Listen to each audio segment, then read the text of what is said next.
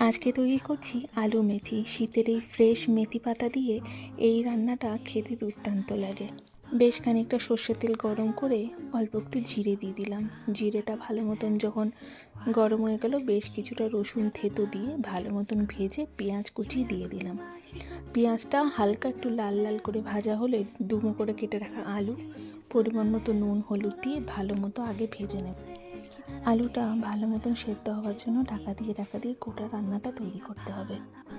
যখন আলুটা একটু ভাজা ভাজা হয়ে যাবে, তখন চেরা কয়েকটা কাঁচা লঙ্কা আর তার সাথে আদা থেতো দিয়ে আবারও ঢাকা দিয়ে বেশ খানিকক্ষণ কষিয়ে নেব। এবার দেব একটা গোটা টমেটো, একদম ছোট ছোট করে কেটে।